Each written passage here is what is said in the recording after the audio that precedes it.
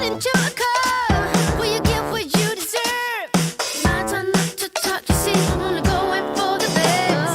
The only time you open up is when we're in bed. I'm not misunderstandable when I say it's the best time I ever had. But you gotta keep on moving, gotta give me some more. Gotta cool it down, boy. I just want a real, I just want a real deal. I just want a real stuff, honey.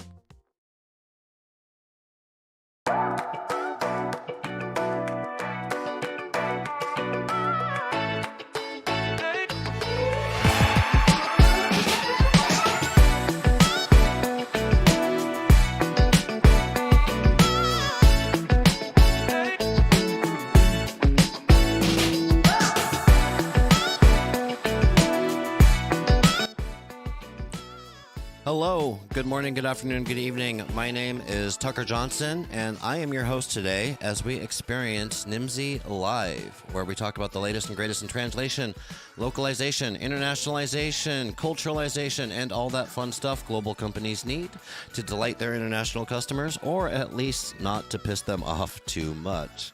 On this program, we invite guests who like to have fun and have some value to add for our audience of globalization professionals. I'm always eager to provide a platform to those with a good story or a good data set. So let us know if there are any topics you'd like covered or guests we should reach out to for future episodes.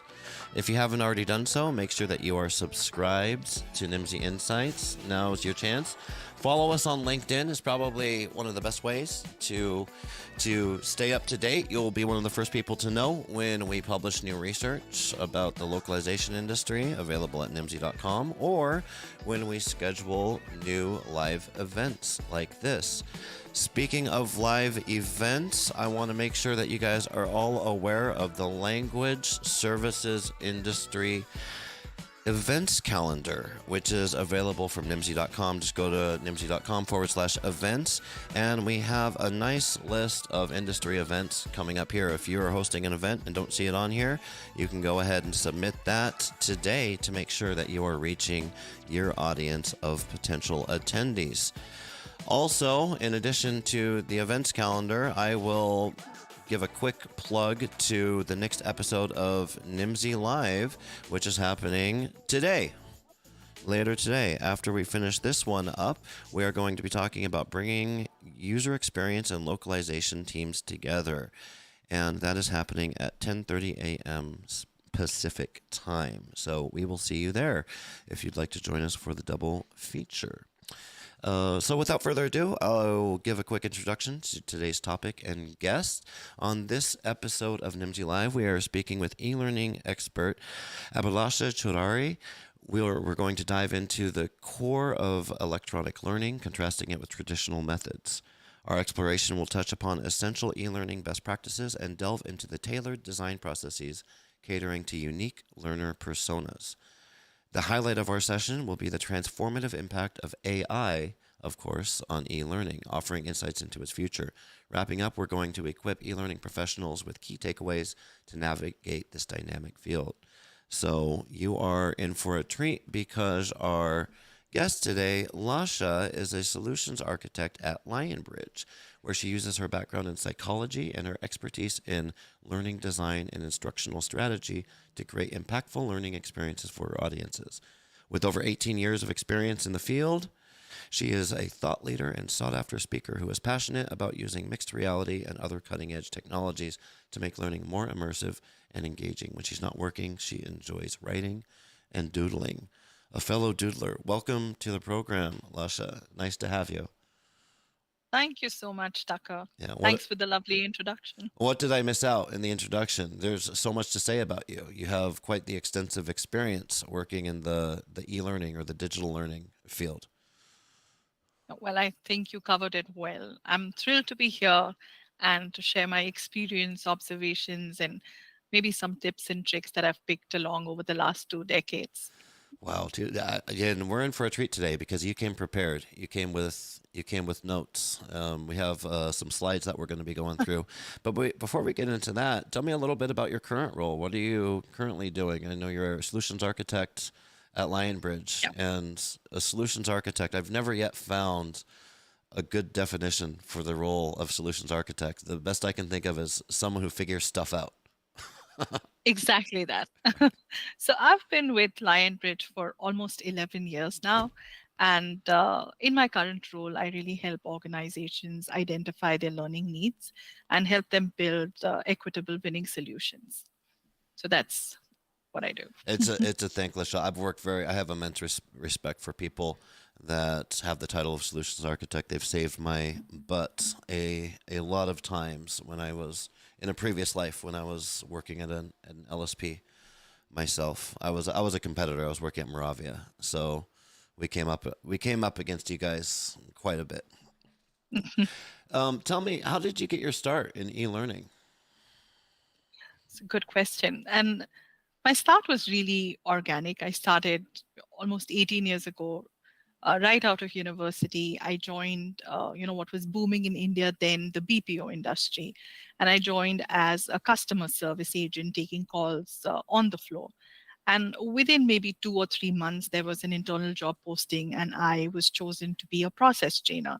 So that's the first time, I came to work with content. And before that, there was really nothing I knew about training or content creation. And back in the days, we used transparencies. I don't know how many of our audiences even know what that is, but they used to be like these transparent sheets where we had to write with highlighters, have a Oh projector in the yeah, classroom. I remember Yeah. those. Yeah, the overhead So projectors.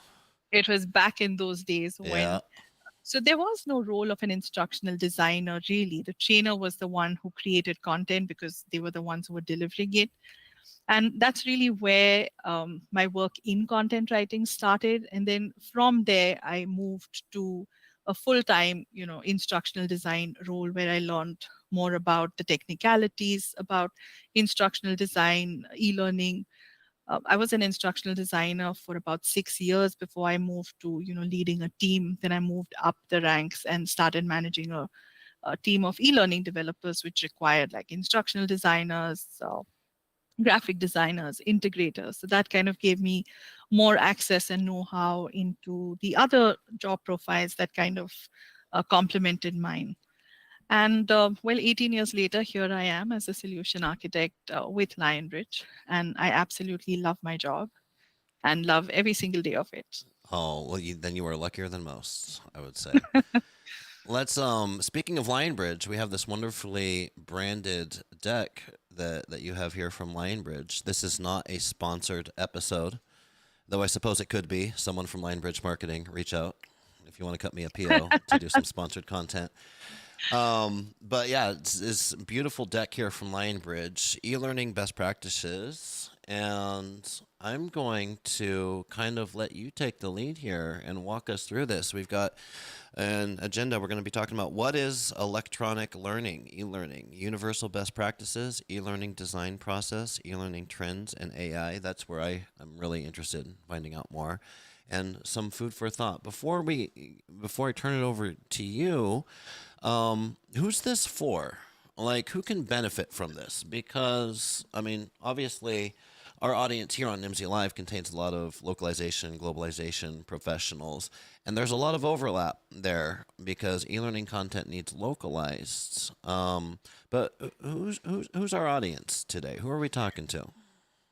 So this is for anybody who works in the e-learning space. You may be in selling e-learning, so you have an idea of what goes into creating good content. You could be an instructional designer who's actually designing that content. You could be a customer who's actually shopping for content or looking for innovative solutions. So you could be any of those people, and I'm sure you'll benefit from this session today. So that's technically me too, I would say, because for those of you that aren't aware, I'm gonna hijack our conversation here for a shameless plug for Nimdzi Learning. For those of you guys that aren't aware, Nimdzi does offer a library of e-learning courses available at nimdzi.com/courses, I believe, and I'm going to subject you guys to a quick introduction video here. Nimdzi Learning is the first ever e-learning platform designed specifically for localization professionals. We know how challenging our industry can be, and we want to help you and your business grow. Our video-based courses are created for localization professionals, industry newcomers, and those who are looking to gain insights to better navigate this globalized world and to understand the value of localization. Here's how you and your team can get started with Nimdzi Learning today. Head over to nimdzi.com/courses and choose the course you're ready to take. Log in or sign up for your free account. Read about the course, explore the materials such as quizzes to keep you on track, and learn about your instructor. You can even book office hours with him or her. Follow the course plan and revisit the recording at any time. We're constantly adding new courses to our growing catalog because we believe in the value of continuous professional development. Yeah, so for those That's of a you, nice crisp video. thank you. Yeah, so for those of you interested, we started this e-learning because, there's a ton of e-learning. Oh, and when the pandemic hit, oh my gosh, it exploded. Everyone was coming out with their own courses, right? But what we found was there's not a lot of e-learning available specific for our industry, localization. So that's why we created this here at nimdzi.com. So I say that just to, give a shameless plug to Nimdzi Services, but also to say, like, yes, I've been in that world of having to create content, and there are a number of best practices that I am not even aware of. So I'm looking forward to this conversation today. With that, I'll turn it back over to you. Walk us through our deck here today. Perfect. Let's dive right in.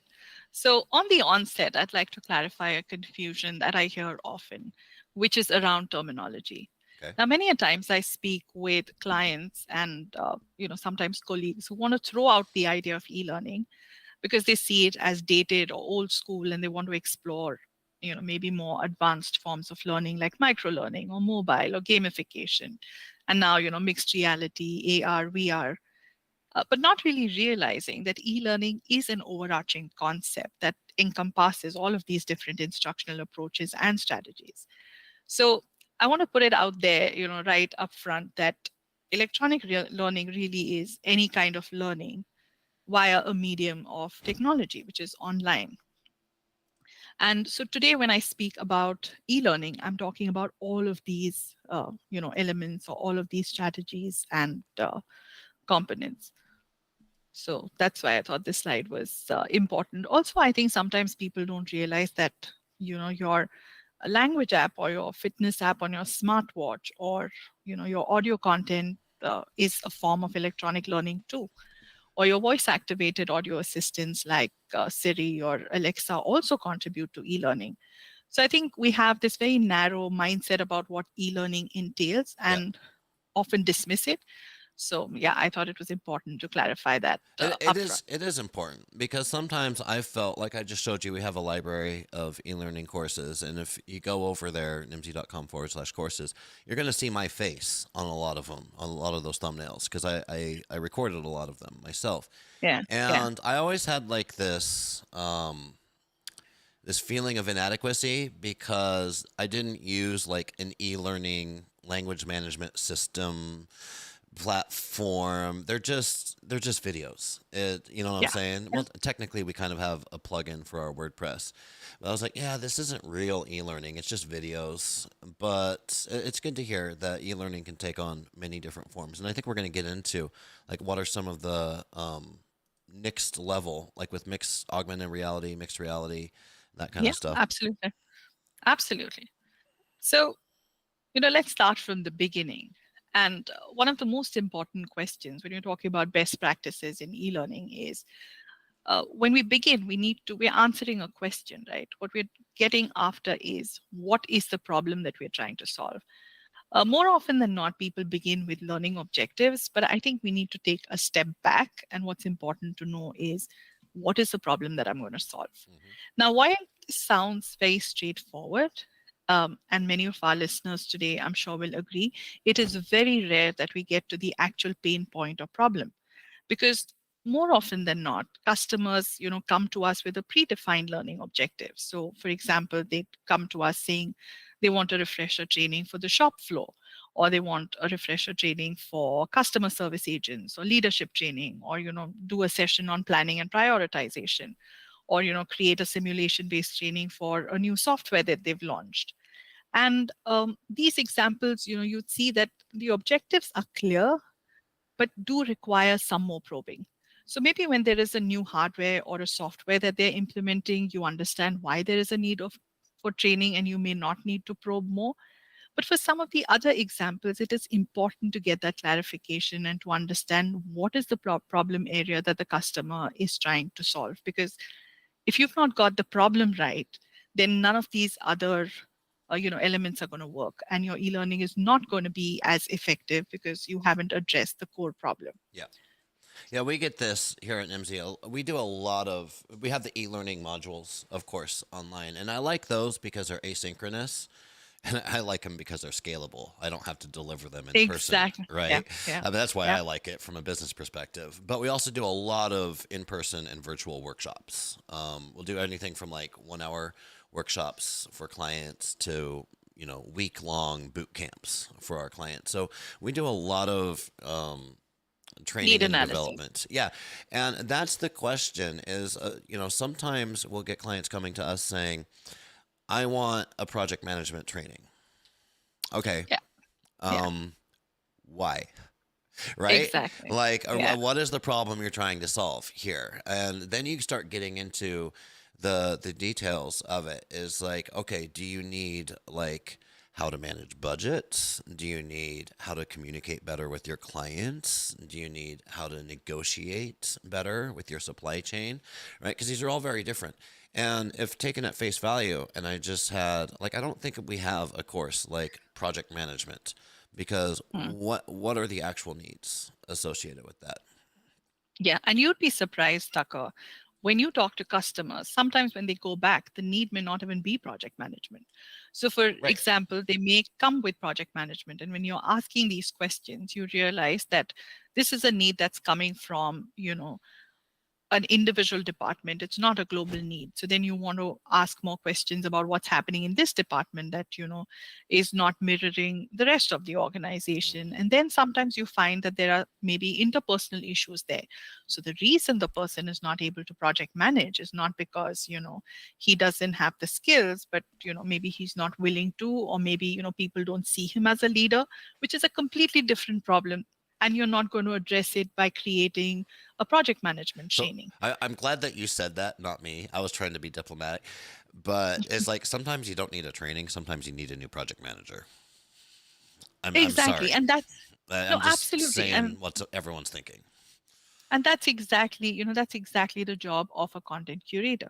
We're not going to be creating content just because you come to us and you ask us for a piece of content. We're going to find out more. We're going to ensure that you are making informed decisions, because ultimately that's where you're putting in your money. That's where you're looking, at a return on investment. So as a content curator, it becomes our responsibility to have these difficult conversations.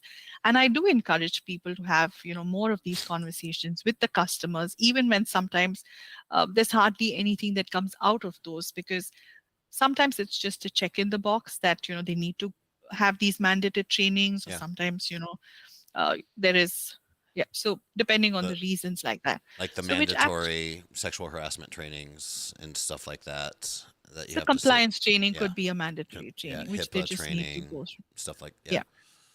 So which means just identification of the problem is not really the problem statement. So that's not what we're talking about here. And once we have that, what we need to understand is that, did the customer identify the need correctly? And then who is my target audience? So in this case, when you're saying there's a project management training that you were asked to conduct, then who is this training for?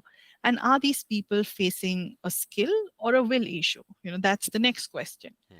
Now, a skill issue is when someone doesn't have the skills or knowledge to perform a task effectively, which is then easier to close, because if that's the gap, then you can create a training program, make sure they're upskilled, and they'll be good to do their jobs. The second is a will issue, and this is when someone has the skills, but then they lack either motivation or confidence, or just Right. not committed to perform the task. Yeah. And in this case, it's going to be a different kind of an intervention that you're going to lead. You're probably going to need some coaching. You may need help from leadership. You may need to move this person out of this team, into Yep. another team. So it would really depend on, who your audience is and what kind of issue they have.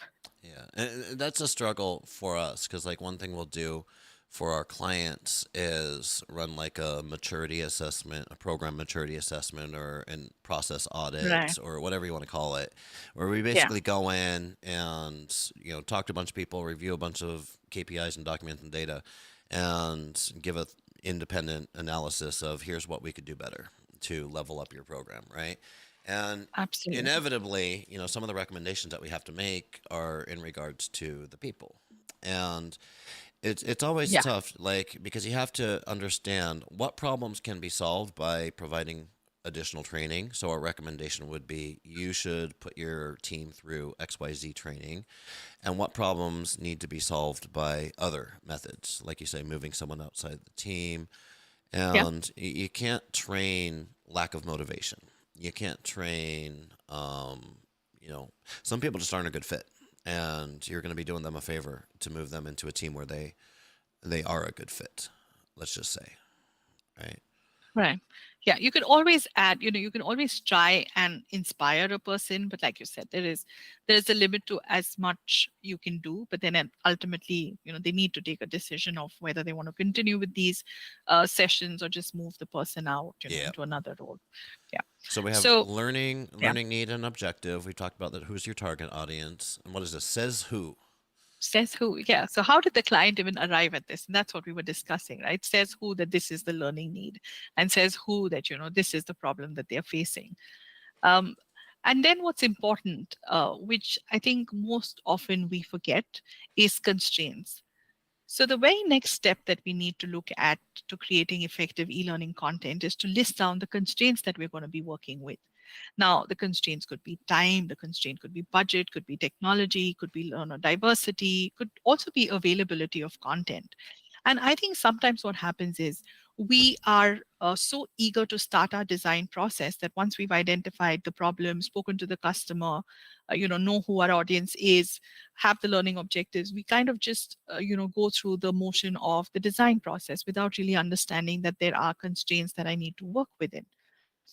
And the problem here is that I've seen instructional designers pitch like stellar solutions, and their demos look really great.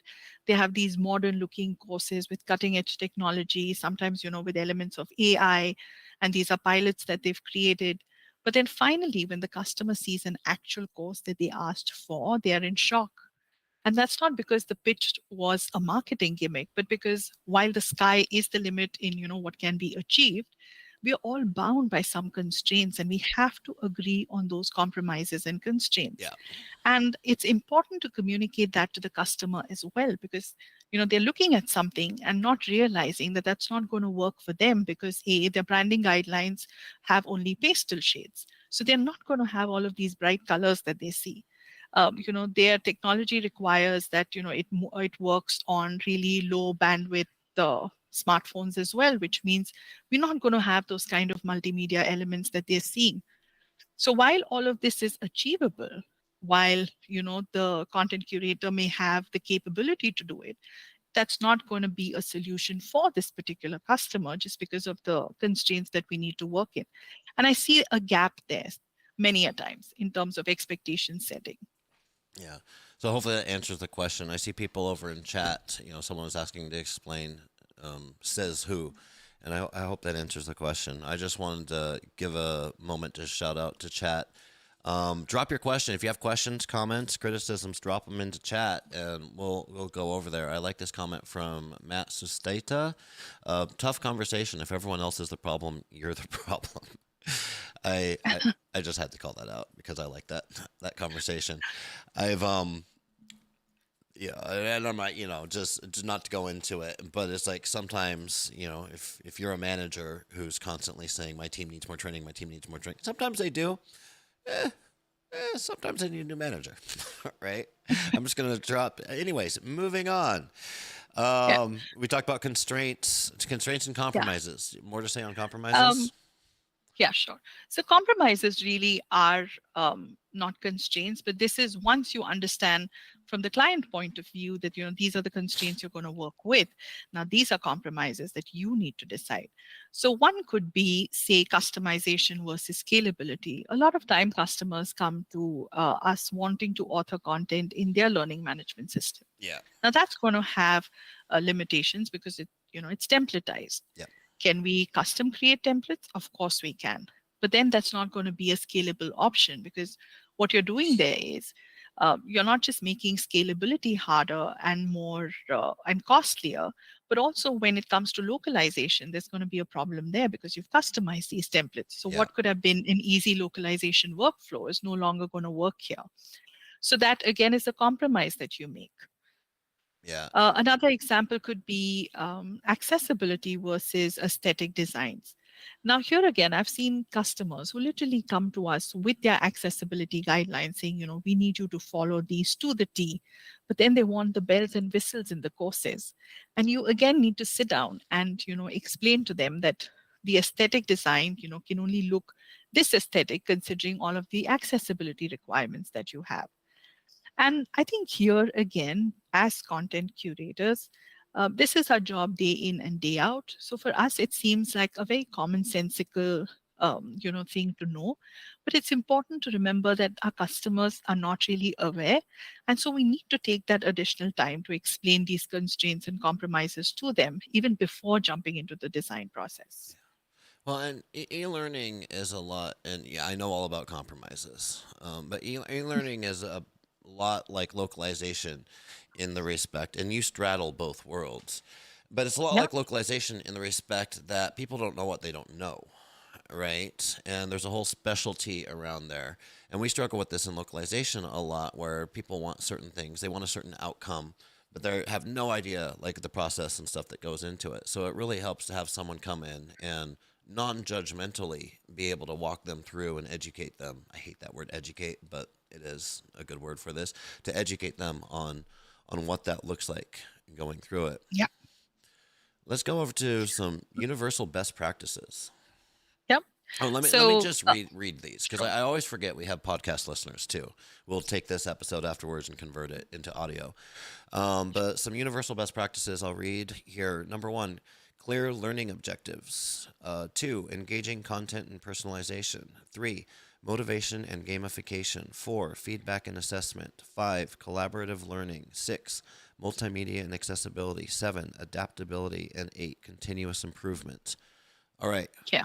your floor. So there are There are really tons of universal design processes, and thanks to ChatGPT now, you can just put in a prompt there and ask what are some of the best design processes, and it'll spit out like 100 of those. Yeah.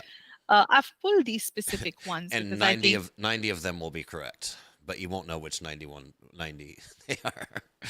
well, which is true Yeah, because the design process is going to look different depending sure, on, sure. the approach that you are going to take. And it's interesting you say that because that's the reason I chose these ones, because these are more or less universal. And that's why I added that word universal, because irrespective of whether you're going the AI way or, are you getting into mixed reality or gamification or e-learning, these principles would still apply.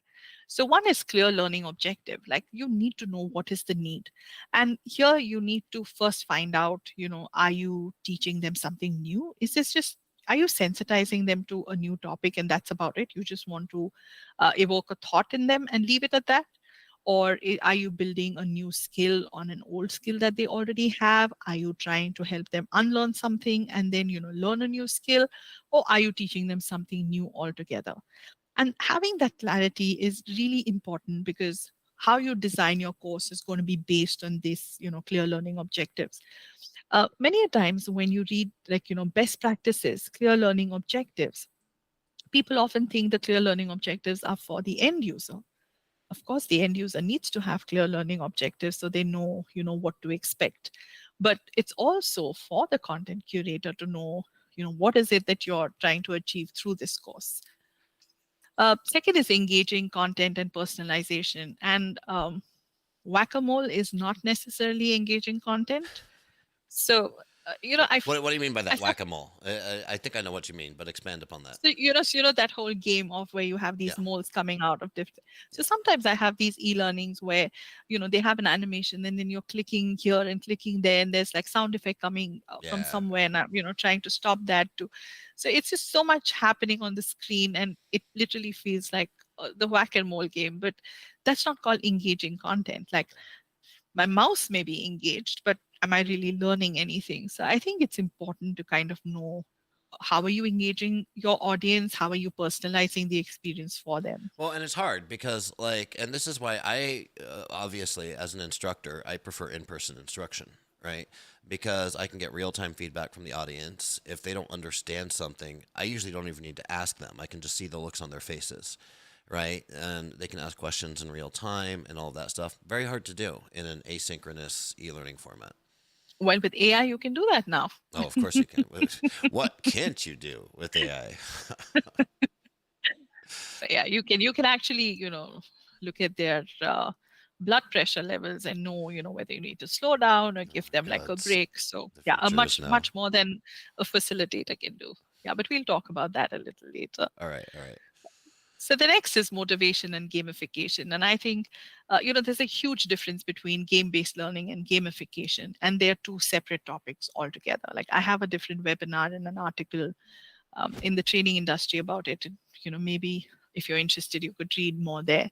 But sometimes I think for gamification, people just convert a PDF into a game. So instead of answering the question, I now have a person running from A to B, and then they answer the question.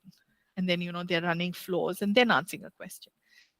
I don't see a purpose in that. When you're adding gamification elements, there has to be a purpose. There has to be, a win. It has to be designed in a way that motivates learners. The next is feedback and assessment, and it again works both ways for content curators as well as learners and end users. So, how are people working with your content? What is the feedback? How are they doing? Are they skipping sections? Why are they skipping these sections? And based on that, you need to come back and try and amend your content or recreate some parts of it. The next is collaborative learning, and this is something you were talking about earlier on, which is especially in the post-pandemic world, which is a lot different than how it was, before all of us started working remotely. And I think now it's even more important to add these. Tucker, do you still hear me? Yes, I do. I'm sorry. I am trying. Here's what I was full disclosure. I was trying to find the webinar. You mentioned you had a webinar. I was trying to find it so I could link it for the people in the Oh, chat. But maybe you can do that afterwards. because I will I'm just definitely do messing everything up here. So I'm just going to stick to this screen. I need that. a I I, just heard an echo. I need a I need a producer to do all of this stuff. All right. Well, as long as you can hear me. Yes, ma'am. Yeah. So collaborative learning, I would say I would encourage people to add, discussion forums or project groups and encourage interaction and peer learning, like especially since all of us are, working in our own little silos. Next is Even more so multimedia. now that everybody's remote, right? Yeah. And Yeah. it's hard to create that collaborative learning experience. And this is one thing, I was kind of talking to you before the show today. This is what I love about these Nimdzi Live events is like creating this collaboration. It's like, yeah, you and me are here talking about something, but I mean, shoot, over in the comments, people are talking about their summer homes in Brazil, and like having a conversation in Portuguese together, like building Yeah. that network, and who knows if they're even listening to us, which is awesome. Like I love that community aspect of it. Yeah. Um, Diverting slightly from this, but still on topic. Mhm. Um, I recently had to speak at an event, and I used Pi, the personal, intelligence. And I was so impressed by the kind of questions it asked me. So it asked me why was this topic important to me? It tried to go back into my childhood and ask if, there was something to do with this topic there. And I did actually find something from my past which I could use for this talk because of my conversations with Pi. And that is something I was used to doing with people. But now you have AI supporting you in conversations like those. Yep. I mean, AI can do a lot. AI wrote, and I say this, it's not the first time I've said this live, but I use AI to write my introductions, right? So for this podcast. So what I do is like I'll go to your LinkedIn page, I'll copy your personal profile, and then I'll just tell the AI, "Hey, rewrite this into a podcast introduction." And so sometimes it's pretty good. Sometimes I wish I proofread it before I went live, but it is what it is. See, which is where we need to know where we save time. So it's great Yeah, that it gives you the content, but then you still need to read through it and make those edits. And I should. but it did save you time. So Yes. yeah. So next is adaptability, or was I talking about multimedia and I don't think accessibility? we've talked about accessibility yet, multimedia and Okay. accessibility. So here I mean provide alternatives. So if you're giving an entire game to complete a quiz, also give an alternate to just have a page turner and for the learner to then answer those questions, because it's important to respect people's time. And if it's just a quiz, then they could take it either way. Or if it is a step list, then maybe provide a PDF option as well, for them to download and see. And this is especially important in jobs like sales or people on the shop floor, where they're looking for information at hand, and Yeah, there they don't want to go looking for courses. So always and provide something that's alternative safeguards. scannable too. Yeah. Because like I love watching YouTube videos to learn. I learn a lot from YouTube, but sometimes I just want a PDF so I can scan it and go right to the place where I need to. So true. I love when they put the timers at the bottom and you can just jump to that I love section. that too. I'm too lazy to do that with these episodes. All right, so next is adaptability. And this is, to ensure that your content is responsive and it works on different devices, screen sizes. This may not necessarily be a need, but, always keep that at the back of your mind. Now, with most authoring tools today, they have a responsive design, so this is taken care of. But then again, we have customers who have their homegrown LMSs that we are required to work with, in which case, these are things you should consider and keep in mind. And the last is, continuous improvement, which is really important, is to regularly review and update those e-learning materials. And I realize that this is not so much in our hands as it is, in the customer's hand once you've handed over the e-learning to them and the content. Sure. But it's always good to, either have that as a part of the process review cycle, or when you do your business reviews to talk about how training is going, what feedback have they received, and what are some of the changes that you can make. So great So list. Before before you move to the sorry, I yeah, so haven't before moved you yet. move to the All right. So before you move to the next screen, now these were universal design, processes or principles, practices that people can use. The next slide really is where I want to draw our audience's attention towards a very unlikely source of inspiration for designing effective content. And I think sometimes we forget that inspiration is like all around us, and it really depends on how we see things. So if you haven't read this book, and no spoiler here, I'm not going to give you a lot of information here, but I would highly recommend you read it. And this is a book called The Dancing Woolly Masters. And this is a book written by Gary Zukav, and I think it was published in 1980s. Now, this book explores the intersection of modern physics with Eastern philosophies and mysticism. Hmm. What it seeks to do is it bridges the gap between scientific understanding and spiritual insight and presents like the most complex scientific concepts and topics in a very easy to understand, accessible, and philosophical manner. Now, I am not a science buff. I do not understand quantum physics, but I really enjoyed this book because I understood quantum physics without really having to understand, the complexities of it. The Dancing So Wu Li Masters is the name of that's it. right. For those of you listening, you want to Google it. I'm sure it's available on So Amazon. yeah, I think it should be. There is a Kindle version as well. So, how does this book apply to training and e learning? Well, it doesn't directly, but then there are certain themes and insights that it can offer, valuable perspectives to e learning content curators. And here are some ways how. So, Tucker, do you want to read these for your podcast Yeah, let's do it. audiences? So, a fascinating and counterintuitive world of quantum mechanics. The Dancing Wu Li Masters by Gary Zukov. That's Zukav. Complex ideas made accessible, interdisciplinary connections, holistic learning, engagement through philosophy, encouraging curiosity, metaphorical learning, open mindedness, and integration of practical and theoretical concepts. All good, all good things to be keeping in mind in e-learning is your thesis that you're bringing here. Absolutely.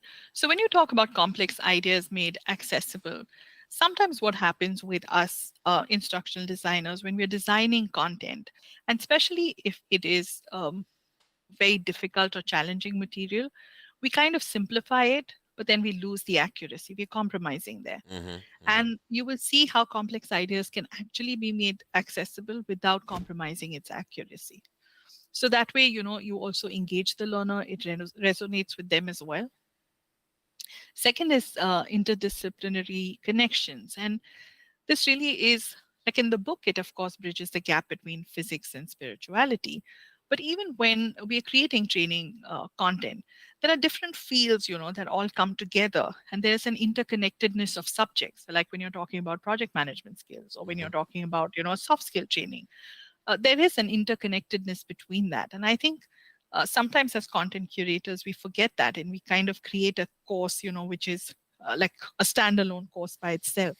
Yeah. And we treat this learner as, he's going to be sitting in this silo, taking this course, and then, moving somewhere else. And we forget that this is a person, who has, multiple, hobbies. He, has a job profile. He It's a has human. like Yeah. yeah, exactly. He has preferences, he has needs, there are different things that motivate him. So when we're designing content, it's important to kind of bring that aspect here, which also is the next point, which is holistic learning. And what this book does is it encourages readers to think holistically about the universe. So, how can your training be enhanced by presenting content within the context of a broader concept? So, how do you put in individual pieces and then, show them how it fits into a larger puzzle? Then there's engagement through philosophy. Like storytelling is such a great way of, conducting training, of encouraging learners to ponder over like broader implications of, what they're learning, or, even have some profound insights. Mm-hmm. That also then gets them curious, which is like a great way for people to learn. So when you spark people's curiosity, there is a sense of wonder. And that's a time, that's like a teachable moment where you can have like these intriguing questions that you introduce to them. It could be like through maybe experiments, it could be, questions. and that can then drive them to explore further. Yeah. And Also, all of these are yeah, like ways of tricking people into learning, whether they want to or not, right? Because a lot of times, like people need to be inspired and motivated to learn. Otherwise, they're not going to retain it. Like I can give a workshop, I can give a 2 hour workshop, but are people going to remember what I had to say 2 weeks from now, right? And the ways that you get people to remember is you basically have to trick their brains into being interested. Because if they're not interested in what you have to say, then they're not going to remember it 2 weeks from now. yeah. You use the word trick, I would say inspire. And okay, well, fair enough. Fair enough. But I mean, one way to think of it is like most people, if you talk to them and you say, who was an influential teacher that you had in childhood? And most people will give you like one or maybe two names of a teacher that really So touched true. their lives. But they So won't, true. I couldn't tell you the names of 95% of my teachers from grade school through high school. I couldn't, right? But I could give you that one name, right? Yeah. And so it's like, what did that person do differently? Left an impact. Yeah. Exactly. Yeah. All right, keep going, keep going. Yeah, exactly that. So, metaphorical learning or open mindedness. This is, when we're creating training, it's important to allow the learners to explore diverse perspectives. So, for instance, if you have a scenario, um, you don't always have to present the scenario from one perspective or the user's perspective. Maybe give them multiple avatars to choose from so that they get an idea of how the other person thinks, or what is their thought process like, why do they make the decisions they do, why do they speak the way they do. And that also helps bridge a lot of gaps. And then, of course, the integration of practical and theoretical. So sometimes what happens is that we need to help them connect ideas to real world scenarios. There needs to be a balance. Now, what happens sometimes is, and this is like a very easy miss, is we could go one way, and have so many metaphors and stories and analogies that we forget the connection to the real world scenario. And the learner at the end of it may be inspired, may have learned something, but like you said, won't remember anything 2 weeks from now because there was no real life application for Right. that learner. Yeah. So that's a loop that is very important to close. So while the Dancing Woolly Masters is not directly focused on training, its approach to presenting, complex ideas in an engaging and related way offers very valuable insights for, educators, content creators who are seeking to create meaningful learning experiences. And the reason I put it here is so people look out for more inspirations in places they wouldn't expect it to. Yeah. Yeah, I watch a lot of like different YouTube stuff on YouTube, and I do like the geeky science stuff. Like I do watch YouTube videos on quantum physics. I don't pretend to understand it, but I like watching it. And it is interesting how you can get knowledge and inspiration from something completely unrelated that applies to how you manage a team, right? Or how you Absolutely. deliver a Yeah. project. Yeah. Let's go on to the e-learning design process. Right. And I'm just keeping an eye on the time. We've got 10, 15 minutes. And I Yeah. really want to talk about the future with the AI and stuff. So we might need to skip some stuff, but walk us through this e-learning design process. Formulate, create, Sure. evaluate, and commercialize. Yeah. So while it's great to follow best practices and look for inspirations, that spark your creative juices, here is another junction where content curators tend to go astray. And you need to remember that there has to be a structured approach and a design process to create effective learning. So while that process looks different for different instructional strategies, and the approaches really boil down to, like you said, formulate, create, evaluate, and commercialize. And as long as you have these cornerstones, you will be successful in building effective content. So one thing here is, if you look at this entire framework, it hinges entirely on your target audience. Hmm. This entire framework is, you're formulating the learning objective for your target audience. You're creating it for them. You're looking at, how they are responding to your training and evaluating it. So, which brings us to the next junction, which is a very important question in designing, e-learning, is learner personas. So, if we move to the next slide. I will. That is within my power of things to do. there. Yeah. Now, we all know that learner personas are valuable in designing content because, they help understand and cater to diverse needs and preferences and characteristics of target audiences. And, we do it as well. Like I create learner personas when I'm working on creating content. But here are some risks that you can run into if you are not careful. And Takam, you may want to read those. All right. The problem with learner personas: simplification of diversity, limited representation, static in nature, confirmation bias, risk of stereotyping, and overemphasis on demographics. All very good points. Like these are the pitfalls, because personas, by out of necessity, you can't have 500 personas. Because you just can't. I'm not even going to You go said it. into why you can't. You said it. But yet, when you're, and especially in today's culture, people are very resistant to being put into boxes or being stereotyped or being lumped into a group. And that is what personas do, period. That's what they're intended to do, and that's what they do. And so, yeah, these are, I can confirm, these are some personas. I don't do a lot with learner personas, but we do a lot, and I think I even have a workshop, nimdzi.com/courses, on buyer personas. So like it's a very I useful should check sales that tool. out. Yeah.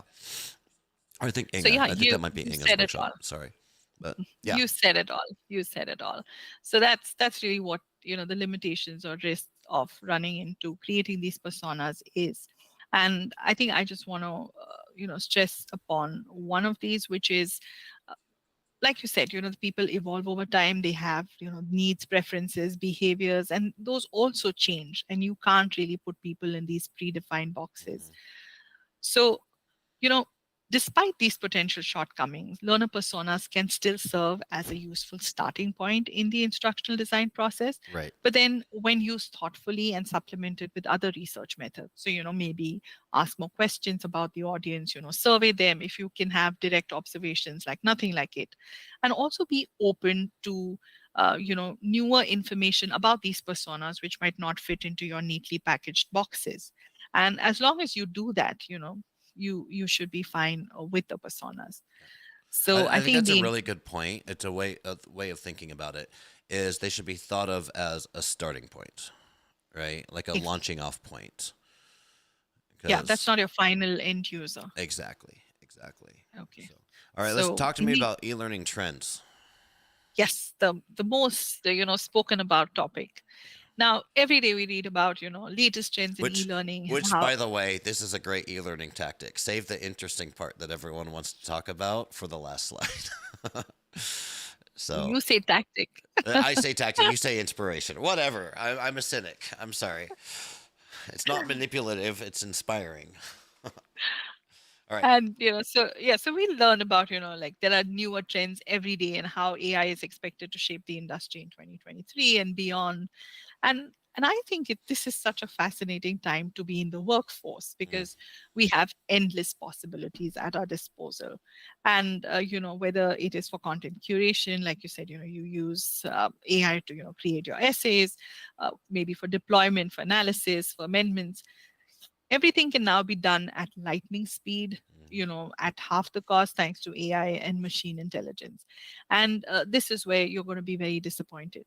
So I've listed some of the things here which are like trending in the e-learning space. So let me quickly run you through these, and then I'll talk you through you about the disappointing bit.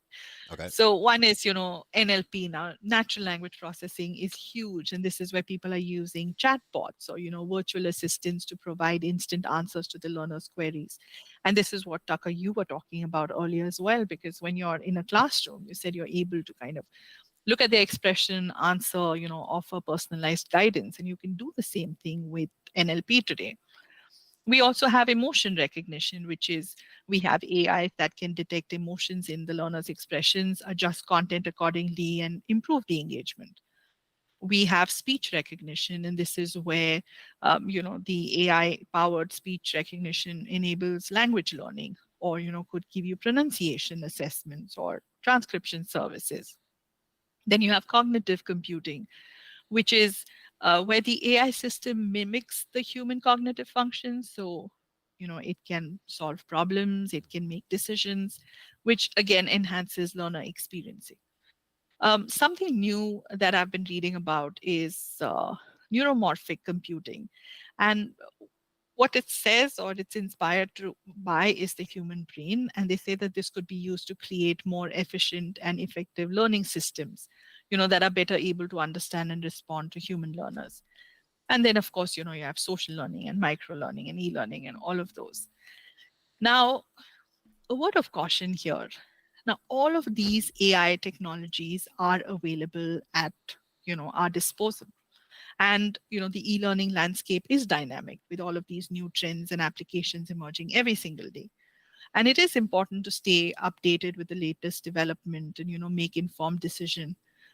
But what's most important is how are you going to integrate this AI into your e-learning?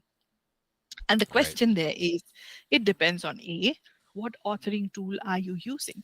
So, are you going to have like an external interface for it? Are you going to be creating, or does your LMS allow integration of it as is? Do you need an open source code, which you would then need to customize and then use into your e-learning? So when you look at these AI trends and when you look at all of these, things it's able to achieve, it's great. But then how are you going to implement it in your e-learning Well, that is the that question. that to me, I have no answer. That to me is a great question for a solution architect, is what I would say. And Yes. before we get into our wrap up here, I want to give you the opportunity. How do you use all of this knowledge, experience, insight in your day to day to help clients at Lionbridge? Here's your Right. opportunity. Plug your services to me. Tell me what this looks like in reality. Right. So what we're doing for customers today is if I have a course in English and say there is a story or an analogy that I'm using, I use AI for a learner to just click and have that same story be told in their native language, which would be customized to terms that are relevant to them, a story that they would relate to. So if you talk about somebody sitting in Europe, uh, they would relate to stories differently as somebody from India. Sure. So we've used AI for that. We use NLP a lot. We have chatbots that we've introduced into our training courses. This helped not just learners navigate through different courses and content, but then also assess them and know if they need to go through the entire 3 hours of training, or it helps assess if they could just do hour 1, hour 4, do a final assessment and be done with it. So which again saves people a lot of time. This is not something we are monitoring manually. This is not done in the LMS. This is all done by AI. We have a lot of speech recognition software. So this is where we have audio calls that we receive from customers sometimes. We translate those into text using AI. It goes for reviews. There are responses that come back. We again have a speech recorded and send it back. So we've been using AIs in like different field depending on what the need of the customer is, and the scope is limitless. Yeah. So yeah, I so if, it sounds to me like you're able to leverage AI. In a nutshell, what you're doing is leveraging AI to absolutely. get a lot of the benefits of an in-person training environment without having while maintaining the scalability of an asynchronous learning environment. Absolutely. And then you need to work through these questions of how will it fit into your learning management system, how Sure. does it fit into your authoring tool, what your local laws say, are you allowed to integrate some of these AI tools or not? So those are important questions that you need to ask as well. And I think if you could quickly go to the next slide of Already the got it. confined. Food for Yeah, thought, a perfect. confined space. Yeah. I'll, Now I'll, I know confined. Sorry, go ahead, I'll Tucker. just read it out. So, food for thought, a confined space. 1, focused environment. 2, structured learning. 3, immersive experience. 4, safety and control. 5, limited scope. 6, efficiency. 7, guided exploration. And 8, exit strategy. All right. Yeah. All yours. So I know confined is a terrible word to use today, where people are looking at, out of the box solutions and high tech courses and, all in half the time and half the money in a world full of possibilities. Um, I want to remind you that you are still working in a confined space and you need to work in a confined space. This feeling of limitless possibilities and out of the box solution with bespoke training material is for the customer. It's not for the content curator. And we need to ensure that we have a focused environment. So when you're talking about I need to know exactly what my limitations are. Yeah. How much of AI can I integrate into the existing LMS authoring tool? What does it allow me to do? What does it not allow me to do? If there is there has to be a structured learning. If there is an immersive environment, it is still controlled by me. So the learner might think it's an immersive experience where they're free to roam and explore, but at the back end I know exactly how many interactive elements, multimedia simulations and assessments are creating this entire engagement. Another important thing there is safety and control. And you need to take these safety protocols because they're crucial for the well-being of the individual. So you can't throw them off in this ocean where there are no controls, and you just leave them into this open waters for them to then find their way back. You need to have a controlled digital environment, and you have to have a limited scope. So just because the client wants me to integrate AI, I'm not going to integrate five different technologies, saying these are the five high tech technologies I'm using. I need to have a limitation on what is it that I'm going to be using, what objective does it help me meet, without overwhelming my learners or having excessive unrelated information. um, I recently was working with a customer who is creating a game on a smartphone.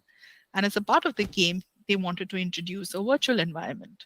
And the first question we had is, this is a person sitting on the phone playing the game. Mhm. Now he needs to have a wearable technology. He needs to have, how is he going to transition from a cell phone to a virtual game? Well, So this these, is the problem, I yeah, think, with this is why, and this is a whole different podcast, but this is why the metaverse that everyone was so excited about a year ago, not or more than a year ago, like didn't really go anywhere because you need a whole separate piece of hardware, and people, it's not something that comes to you. It's something that you have to go. you need to go to. Right, Yes. exactly. Yeah. Yeah. Yeah. And so you need to have an exit strategy as well. You need to know, once the individuals have, completed their work, their purpose is fulfilled, they've completed the modules they need to achieve what they needed to, what is going to be your exit strategy. And by employing these confined space analogy, you'd be able to create content that is, cohesive, immersive, and distraction free. So you may have all of your AI elements in there, you'd still ensure, the learning has taken place and your content has been effective. Well, I think that pretty much wraps it up. I can tell that you're a trainer because you are an expert about ending right on time. 9:59 here on the West Coast. Before we leave, I want to tell everybody go on over and follow Lasha on LinkedIn. Follow Lasha, follow Lionbridge to stay up to date on what she's doing, all of the excited stuff that she's working on. Any closing thoughts for us before I take us out? Well, thank you so much. I hope, everybody enjoyed this session as much as I did. Thank you so much for taking the time to join us today. Yeah, I'll second that. Thank you very much for joining us. And I'll close this out here if you don't mind. For those of you guys who didn't hear at the beginning, we have a double feature today. We're gonna be talking about bringing UX and localization teams together. That's starting in half an hour. So go refill your coffee, and we'll see you back here in half an hour. Ladies, gentlemen, chat, we are out of time today. If you enjoyed this Nimdzi Live experience, then we'll see you in 30 minutes from now. I thank our guest, Lasha. I appreciate my colleagues here at Nimdzi Insights doing all the hard work so I can have these fun conversations.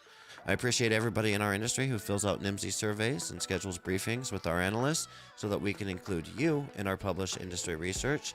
And finally, I appreciate you, the audience, who are joining us live today. All of the dialogue in chat, everyone who left comments, questions, and especially criticisms. I look very much forward to next time. Cheers.